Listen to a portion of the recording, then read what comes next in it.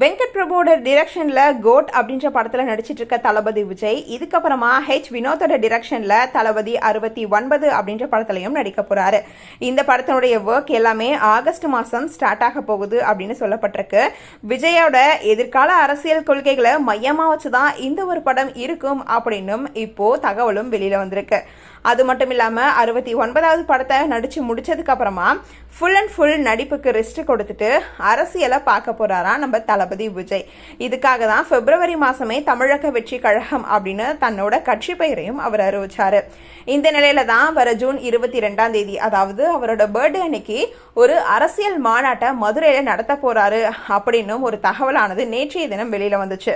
இப்போ இதுக்காக விஜயோட ஒட்டுமொத்த ரசிகர்களும் காத்துட்டு இருக்காங்க அப்படின்றது தான் கள நிலவரம் அப்படின்னே சொல்லலாம். தமிழ்நாட்டில் போன மார்ச் மாசம் 26ஆம் தேதி தொடங்கின 10th எக்ஸாம் வந்துட்டு ஏப்ரல் 8ஆம் தேதி ஃபுல்லா முடிஞ்சது. 4107 மையங்கள்ல கிட்டத்தட்ட 9 லட்சத்துக்கும் அதிகமான ஸ்டூடெண்ட்ஸ் வந்துட்டு இந்த ஒரு எக்ஸாமை எழுதி ரிசல்ட்டுக்காக வெயிட் பண்ணிட்டு இருந்தாங்க. இந்த ஒரு ரிசல்ட் இன்னைக்கு ரிலீஸ் ஆயிருக்கு. அதுபடி இன்னைக்கு காலையில 9:30 மணிக்கு இந்த ஒரு ரிசல்ட் வெளியாயிருக்கு.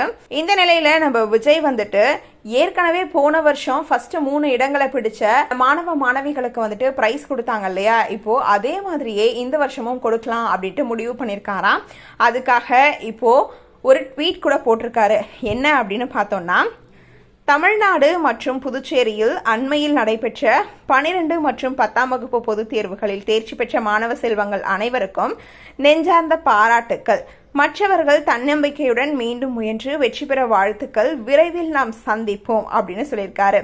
அது மட்டும் இல்லாம அனைவரும் இனி தத்தம் உயர்கல்வி இலக்குகளுடன் வாழ்வின் பல்வேறு துறை சார்ந்த வெற்றிகளை குவித்து வருங்கால சமூகத்தின் சாதனை சிற்பிகளாக வளம் வர இதயபூர்வமாக வாழ்த்துகிறேன் என்றும் தளபதி வந்துட்டு இப்ப சொல்லியிருக்காரு. இதை பார்த்த உடனே நமக்கு என்ன தோணுது, கண்டிப்பா மீட் பண்ண போறாரு அப்படின்னு தான் தோணுது. பட் அதுக்கான டேட் என்ன அப்படின்றது கொஸ்டின் மார்க்கா தான் இருக்கு.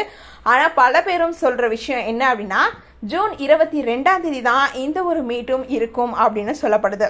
அப்போ மாநாடு நடக்குமா இல்ல ஸ்டூடெண்ட்ஸை மீட் பண்ணுவாரா அப்படின்றது நம்ம பொறுத்திருந்து தான் பார்க்கணும். இதே மாதிரி தொடர்ந்து அப்டேட்ஸ் நீங்க பார்க்கணும் அப்படின்னு நினைச்சீங்கன்னா லைக் பண்ணுங்க, ஷேர் பண்ணுங்க, மறக்காம நம்ம சேனலை சப்ஸ்கிரைப் பண்ணுங்க.